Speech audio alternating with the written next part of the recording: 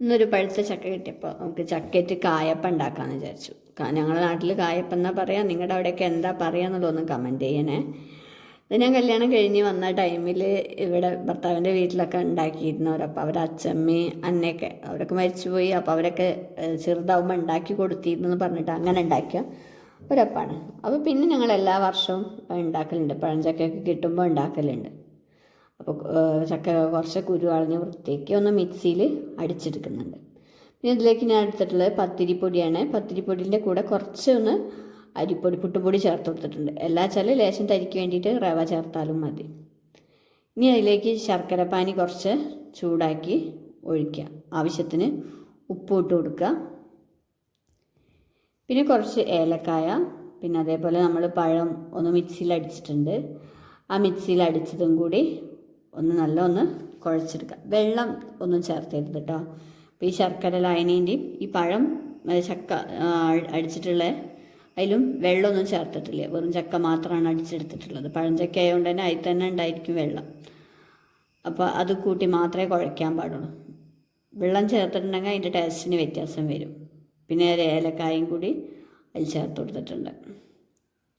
നല്ലവണ്ണം നമ്മൾ ഇഡ്ഡലീൻ്റെയൊക്കെ മാവില്ലേ, ഇഡ്ഡലീനെക്കാട്ടിയും കുറച്ചും കൂടി ഒരു കട്ടി വരുന്ന രീതിയിൽ വേണം കുഴയ്ക്കാൻ. ഇതാദ്യം ഞാൻ ശർക്കര ഒന്ന് ചൂടാക്കിയിട്ട് ചൂടുവെള്ളം, പത്തിരിപ്പൊടിയല്ലേ, അപ്പോൾ ഒന്ന് ചൂടാവാൻ വേണ്ടി ചൂടോടെ തന്നെ അയക്കി ഒഴിച്ചിട്ട് ഒന്ന് കലർത്തി കൊടുത്തതാണ്. അത് കലർത്തിയതിന് ശേഷമാണ് ചക്ക അടിച്ചിട്ടുള്ളത് ചേർക്കുന്നത്. നിങ്ങൾക്ക് ചക്കയൊക്കെ കിട്ടുമ്പോൾ എന്തൊക്കെ വിഭവങ്ങളാണ് ഉണ്ടാക്കുക എന്നുള്ളതൊക്കെ ഒന്ന് കമൻറ്റ് ചെയ്യണേ. അതുപോലെ കുക്കിംഗ് വീഡിയോ ഒക്കെ ഇഷ്ടമുള്ള ഇതേപോലെ ചക്കയൊക്കെ ഉള്ള വീട്ടുകാരെന്ന് വെച്ചാൽ നിങ്ങളുടെ ഫ്രണ്ട്സൊക്കെ ഉണ്ട് വെച്ചാൽ അവർക്ക് വീഡിയോ ഒക്കെ ഒന്ന് ഷെയർ ചെയ്ത് കൂടി കൊടുക്കാം. അപ്പോൾ ഇതേപോലത്തെ ഒരു ലൂസ് പരുവത്തിലാണ് എടുത്തിട്ടുള്ളത്. ഇഡ്ഡലിനെക്കാട്ടി കുറച്ചുകൂടിയൊക്കെ ഒരു കട്ടിയിൽ, അങ്ങനെ ചീനച്ചട്ടിയിൽ ഓയിൽ ഒഴിച്ച് കൊടുക്കുന്നുണ്ട്. അതൊന്ന് ചൂടാകുമ്പോൾ നമുക്ക് ഒരു കരണ്ടി വെച്ചിട്ട് കുറേശ്ശെ ഒഴിച്ച് പൊരിച്ചെടുക്കാം.